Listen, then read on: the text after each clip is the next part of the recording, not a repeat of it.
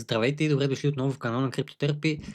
Днес е петък, така че последно видео за тази седмица. Както знаете, днес е Ден на труда, световен празник, но въпреки това пазарите не почиват, за разлика от някои други празници, така че всичко си е в нормалния ред на нещата. Сега ще започнем нещо видео от Bitcoin чарта директно, защото тук имаме перфектно разиграване на ситуацията от вчерашния анализ. Аз ви казах, че реално тук, когато имаме този рейндж, който се е образувал, имаме загуба и след това възстановяване на волюмерия лоу. Това е първият тригер, който бихме очаквали за потенциален лонг до другия край на рейнджа. И вторият тригер е този ретест тук на волюмерия лоу, който завърши с bullish candle, който е ясен знак, че тази линия, това ниво, този волюмерия лоу бива сапорт и реално това беше началото на текущото движение. И реално аз ви казах, че нивата са едно по едно както следва. Първо волюмерия лоу от дневния профил, като виждате, че доста лесно е била пробита. Това доведе до POC и сега пробивайки POC е доста възможно да ударим волюмерия хай. Реално това е таргета, който аз бих очаквал, макар че вижте към момента намираме лек резистанс, лека реакция от тази голден зона. Но въпреки всичко аз все още бих очаквал да видим движението до волюмерия хай. Ако минем за момент на един час, ще видим тук нещо по-интересно. Вчера имахме много кендали. Виждате от тук, от първия път, когато сме ударили понеделнишкото дъно, до почти целия вчерашен ден опити и за пробив над това понеделнишко дъно и затваряне обратно. Виждате тук леко затваряне над него, веднага bearish engulfing, тук леко затваряне над него, веднага bearish engulfing и цялостно имаше голяма борба през целия ден около това ниво и по време на нюйоркската сесия цената изобщо не помръдна. Само вървеше леко нагоре, леко надолу, но пък веднага след това виждате в момента, в който тук за пореден път пробихме това ниво, видяхме вече и истинското движение. Трябва да имаме предвид, че днес е 1 май, съответно началото на месеца винаги имаме такива движения в една от двете посоки, защото големите фондове преразпределят своите инвестиции и съответно ако те очакват булиш настроение, ако очакват цената да продължи да расте, биха инвестирали, ако не, биха затворили. Също така има доста ритейл инвеститори, които DCA-ват на месечна база, когато взимат заплати и така нататък. И доста често цената бива изкуствено дигната в началото на месеца, за да може всичките тези ритейл инвеститори да купят своите месечни покупки на по-висока цена. Така че това също е един фактор, който може да е допринесъл за това движение. Разбира се, изключвайки всичко това, ние знаехме, че с този сетъп, който се образува спрямо Min Reversion системата ми с волен профил, очаквахме да видим подобно нещо. Съответно, тук виждате, че EMA линиите на 1 час към момента са съпорт на този тренд. Даже може би има някои по-ниски таймфреймове като половин час, който също служи. Така че може би корекция до тези EMA линии с ретест евентуално на POC.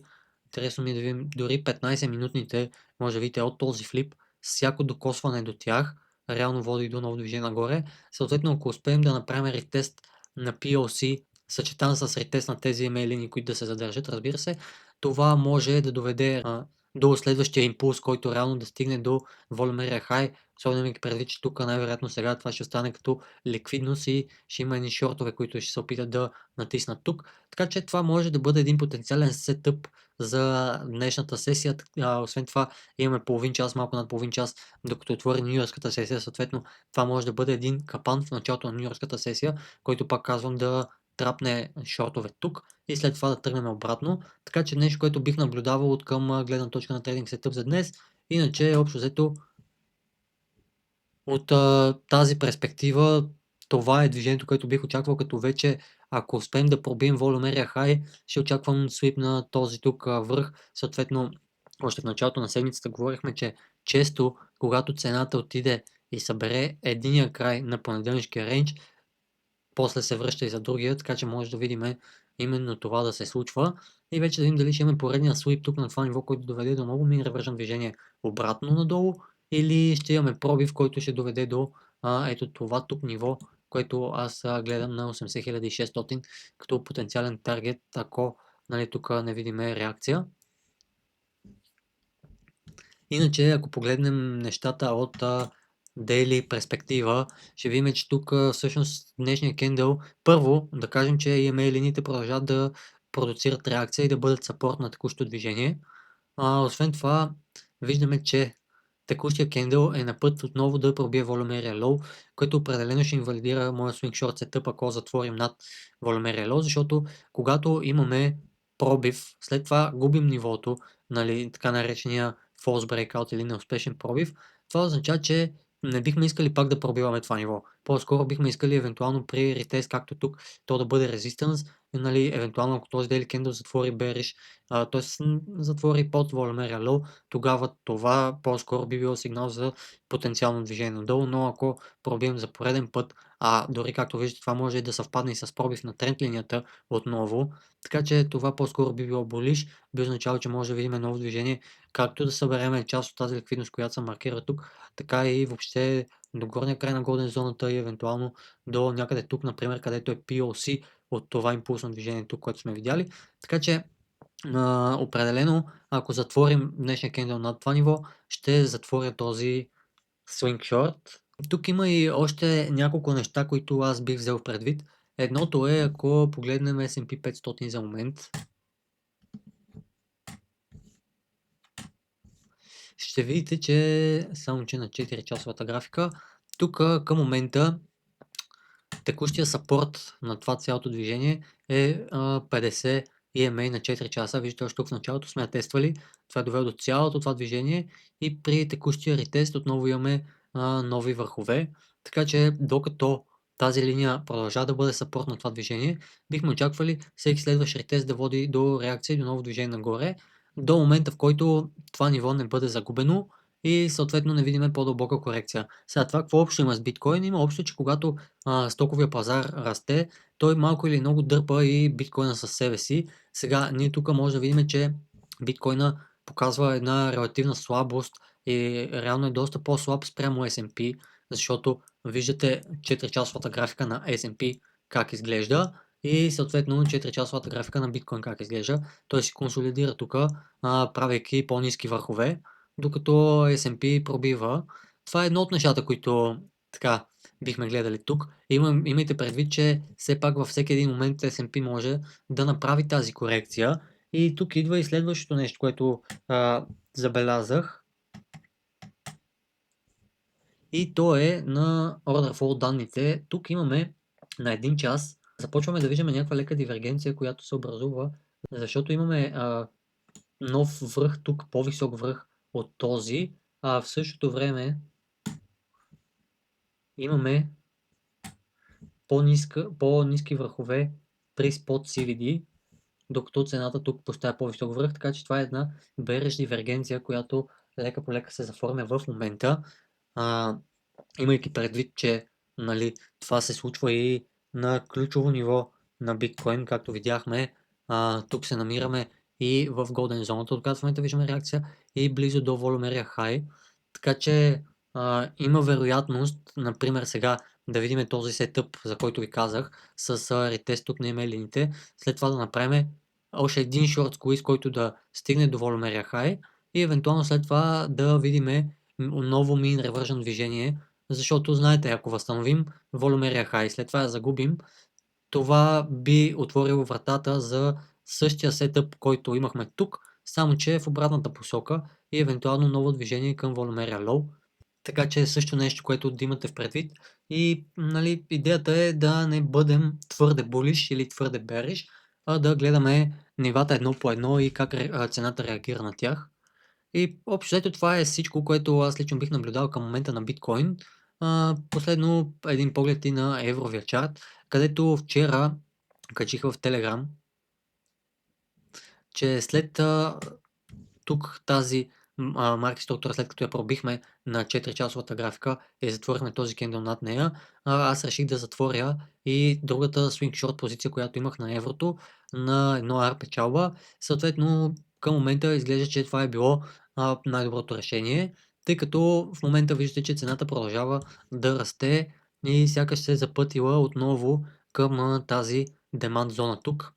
Реално ние имаме и този огромен имбаланс, който също бихме могли да маркираме като потенциална supply зона. Идеята е, че цената, когато влезе тук в тази зона, можем да видим по-нисък връх, rejection, и съответно да продължим пак надолу. Може и да се стигне до sweep на ликвидността, която сме оставили с този връх тук, и евентуално тогава да видим отхвърляне. Може и цената просто да пробие и да продължи нагоре и да видим едно обръщане в тренда. Така че със сигурност това е зоната на интерес, която би гледал на еврото към момента за евентуално нови шортове. И тук, ако се върнем отново на доларовия чарт, който бях отворил преди малко, ще видим, че това цялото нещо идва след като за пореден път долара намери резистанс тук в тази зона, която ние си говорихме, че е била и резистанс и съпорт доста пъти в миналото, съответно продължава да бъде такъв. Така че видяхме много силна реакция, доста сериозен bearish candle вчера, и сега долара продължава да пада, връщайки се отново в supply зоната от този order block, както и от този имбаланс тук от опашката. Общо идентичен чарт с евровия, само че в обратната посока, което до някъде е нормално, тъй като там ние търгуваме евро-долар и е нормално цената на двете неща да върви огледално. Съответно тук, ако долара намери отново демант в тази зона, било то след свип на този лот тук, вижте, това е нивото от преди войната, нали, или още тук горе някъде, това може да доведе и до обръщане в еврото, но ако долара загуби това ниво, защото вижте, че реално от началото на войната ние не сме губили това ниво, и ако сега го загубим, то тогава може да видим допълнително разгъване на цената и ново движение надолу, като тук може да намерим някакъв демант, евентуално, но това със сигурност ще доведе до продължаване на движението нагоре за еврото.